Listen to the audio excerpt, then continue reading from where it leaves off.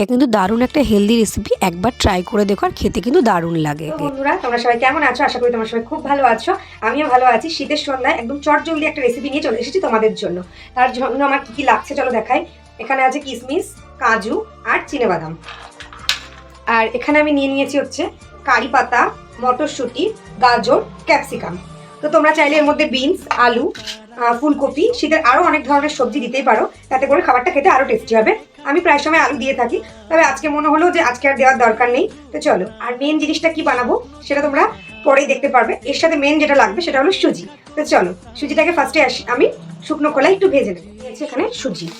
তো সুজিটা আমি আমার পরিমাণ বুঝে দেবো। তোমাদের যাদের মানে জলের মাপ বুঝতে অসুবিধা হবে, কড়াইটা খুবই গরম হয়ে গিয়েছে, দেখতেই পাচ্ছ। খোলায় প্রথমে একটু ভেজে নেবো। তোমাদের যাদের জলের মাপ বুঝতে অসুবিধা হবে তাহলে তোমরা জলের কাপ মেপে দেবে। 1.5 কাপ সুজি দিলে 1 কাপ থেকে একটু বেশি জল দিলেই হয়ে যায়। তো সুজিটাকে জাস্ট হালকা ড্রাই রোস্ট করে নেবো, তারপরে এটাকে নামিয়ে নেবো। একদম চটজলদি এই রান্নাটা হয়ে যায়। আর এটা কিন্তু বয়স্ক বলো, ইয়াং জেনারেশন বলো, আর বাচ্চা বলো, সবার জন্য ভালো। তোমরা বাচ্চাদেরকে টিফিনেও এটা দিতে পারো। তো দেখতেই পাচ্ছ আমার মোটামুটি এটা ভাজা হয়ে গিয়েছে। এবার এটাকে আমি নামিয়ে নেবো।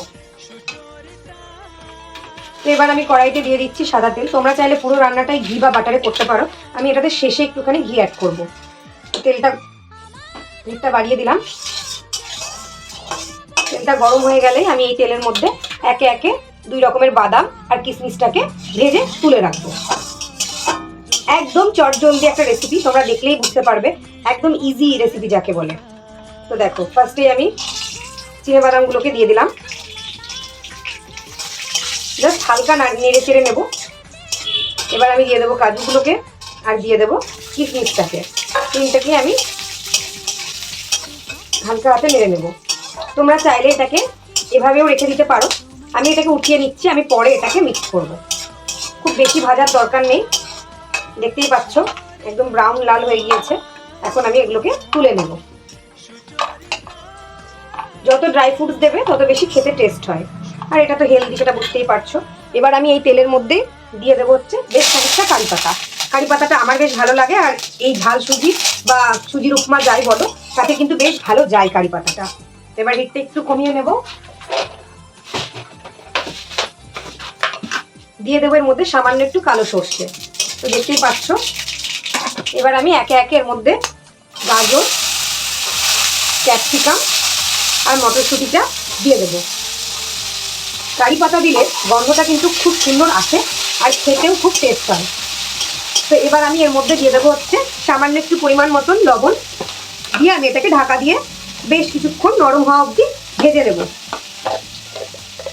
আগেই বলেছি তোমরা আরও নানান ধরনের সবজি এর মধ্যে ইউজ করতে পারো, আর হলুদ দিলেও দিতে পারো, তবে এটা আমি হলুদ ছাড়াই করে থাকি, সেই জন্য আমি এর মধ্যে কোনো রকম হলুদ ইউজ করবো না।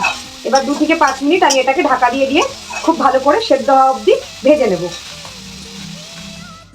তো দেখো, খুব ভালো করে ঢাকা দিয়ে আমি এবার এটাকে ভেজে নেব।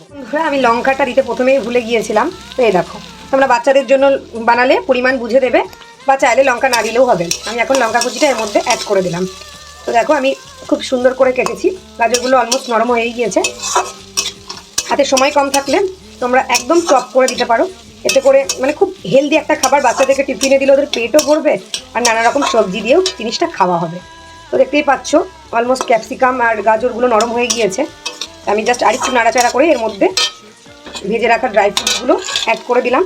আর এবার অ্যাড করে দেবো হচ্ছে এর মধ্যে সুজিটা। তো দেখো, এবার আমি অ্যাড করে নিচ্ছি এর মধ্যে আগে থেকে ভেজে রাখা সুজিটা। এবার সুজি দিয়ে সবজির সাথে সুজিটাকে খুব ভালো করে মিক্সড করে নেব।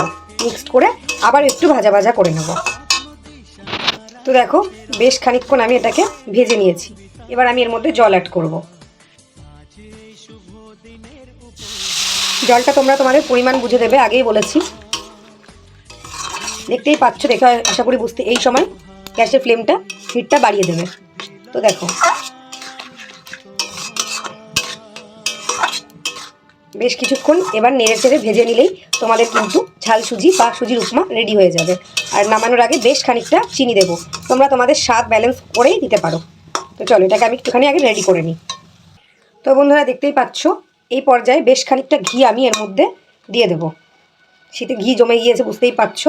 আর আমি যেহেতু আজকে বাচ্চাদের জন্য, মানে আমার দাদার ছেলে মেয়ে, ওদের জন্য বানাবো, তো সেই কারণে আমি কিন্তু এর মধ্যে বেশ খানিকটা সবজি অ্যাড করেছি, ওরা সবজি খেতে চায় না সেই জন্য।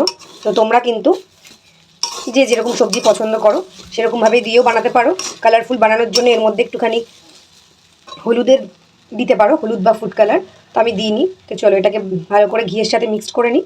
নামানোর আগে দিয়ে চিনি অ্যাড করবো, তারপরে তোমাদেরকে ফাইনাল লুক দেখাচ্ছি। তো বন্ধুরা এই পর্যায়ে আমি বেশ খানিকটা চিনি দিয়ে দেবো। আগেই বলেছি এটা ঝাল সুজি, তো এটা ঝাল নুন মিষ্টি মিষ্টি এইরকম টাইপের ব্যালেন্সে হবে। তো তোমরা তোমাদের স্বাদ বুঝে দেবে। আর এটা আরেকটু যত ভাজা ভাজা হবে তত কিন্তু এটা ঝুড়ো ঝুড়ো ভাবটা চলে আসবে। এক হাতে ফোন ধরে ভিডিওটা করছি তাই একটু প্রবলেম হচ্ছে। তো বন্ধুরা দেখতেই পাচ্ছ আমার এটা কিন্তু অলমোস্ট রেডি হয়ে গিয়েছে। আমি তোমাদেরকে থালায় নামিয়ে দেখাচ্ছি। আর এটা কিন্তু ঠান্ডা হলে একদম আরও ঝুরঝুরে হয়ে যাবে। তো বন্ধুরা দেখো এটা দেখতে কি দারুণ হয়েছে। আর এটা বাচ্চাদের জন্য খুবই হেলদি, আগেও বলেছি।